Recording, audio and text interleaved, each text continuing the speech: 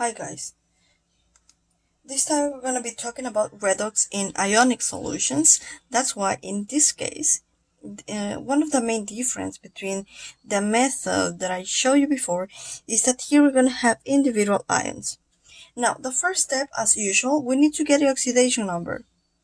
Now as you can see, here we have these individual ions and they already have their oxidation numbers, so we just need to get the one of the polyatomic ion right here. So remember that oxygen is -2, so you have 2 times -2 times 4 is going to give you -8, and in this case I need manganese to be a number. Okay, now remember that when we're talking about ions or polyatomic ions, in this case we need to equalize to the charge. So you will have 1 manganese plus 4 oxygens equals -1. Okay, so isolate for manganese is going to be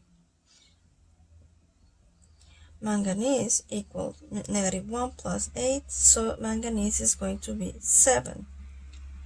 Okay, now let's take a look if it makes sense. 7 minus 8 is -1, and -1 is the charge of the entire ion, so we're cool. Okay, remember this should be equalized to the charge instead of 0 like we used to do it before.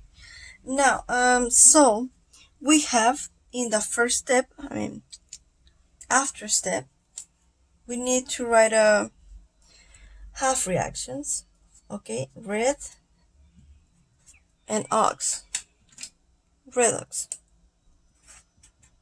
Now my reduction occurs from manganese 7 to manganese 2. Okay, and my oxidation occurs from sulfide 2 minus to sulfur. Okay, from -2 to 0.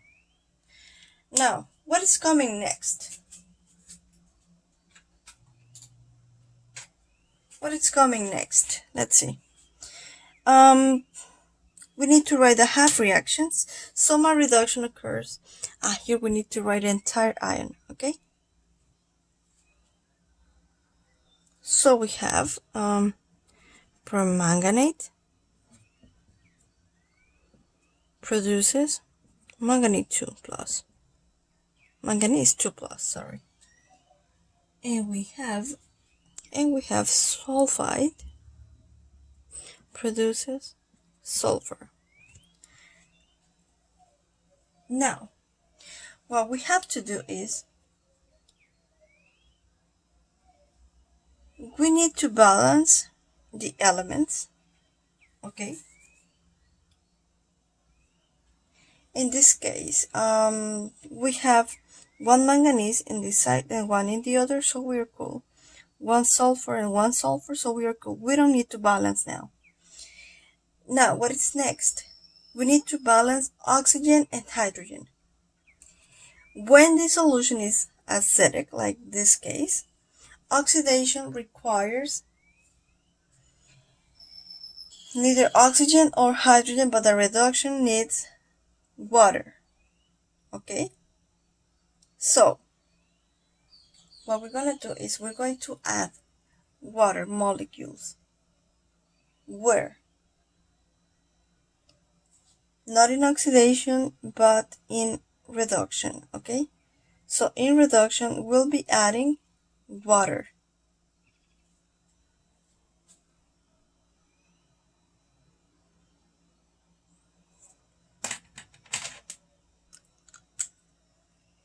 Now where am I going to add the water? As you can see, where do I need oxygen? I need oxygen in my right side, so I need to include water in my right side in order to have oxygen. But as you can see, now I'm missing hydrogen in my left side.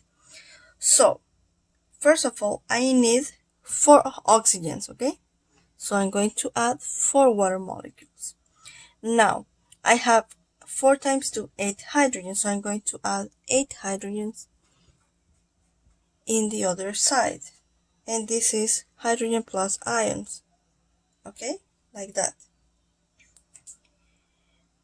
Now what is coming next is that we need to balance the half reactions like we used to do it by the number of electrons.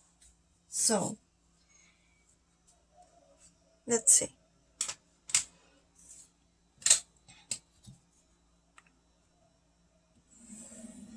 Okay, oh, beautifully. So from 7, remember here we have 7 as a oxidation number. From 7 to 5, I need to add 5 electrons, okay? As it is reduction, is going to be in my left side, plus 5 electrons, okay? Now, in oxidation, we have 2 minus to 0. So from -2 to 0, we're going to have 2 electrons that we're going to add in the products. Now, you know, when this happens, we need to, okay, 5 and 2, as they are different and opposite, what we need to do is multiply, cross multiply, okay? Here we're gonna multiply times 2 and here times 5, okay, and we're gonna have 10 electrons plus 2 permanganate ions plus 16 hydrogen plus ions produces 2 manganese 2 plus ions plus 8 water molecules. And in oxidation, I'm going to have all this multiplied times 5. So I'm going to have 5 sulfide ions produce 5 sulfur plus 10 electrons. So what's going to happen here now? As you can see, we have electrons in the right and also electrons in the left. So we need to cancel them. After that, we need to add all together. So we're going to have 2 permanganate ions plus 5 sulfide ions plus 16 hydrogen plus ions produce 2 manganese 2 plus ion plus 5 sulfur ions plus 8 H2O. And now we just need to check, is it balanced, is it not balanced? Let's see. So you have manganese, sulfur, hydrogen and oxygen, and we're going to compare what we have in both sides. So I have 2 manganese and 2 manganese. I have 8 oxygens, and here I have 8 oxygens too. Sulfur I have 5, and the other side I have 5, and hydrogen I have 16 here and 16 in the other side. It's already checked, it's balanced. And when I told you the other day that the method that I showed you, it's kind of incomplete. It's incomplete because if you remember, here in this part, we used to do an extra balancing, okay? Because probably hydrogen and oxygen were not balanced or other elements, so we need to do like 1 or 2 more steps. But in this case, this is a more complete, for that saying, more complete process. So when you do it, it's basically balanced. So recall, the first step is we get oxidation number of everything that we don't know so far, in this case just manganese and oxygen, okay? But oxygen is a rule, so basically we just have to get manganese. Remember, it's equalized to -1 because it's an ion. Then you get your reduction and oxidation as usual. But here in oxidation, we don't need oxygens or hydrogens, okay? Just in reduction. just in reduction. So we need to like balance the amount of oxygens that we have in the left. We need to balance, okay? So from four oxygens I need 4 water molecules, plus I need to balance the water molecules, the number of hydrogens in the other side, then the number of electrons. 5 electrons were reduced from 7 to 2, so you're going to add them in the reactants. In oxidation, 2 electrons were required from -2 to 0, so you're going to add 2 electrons in the products.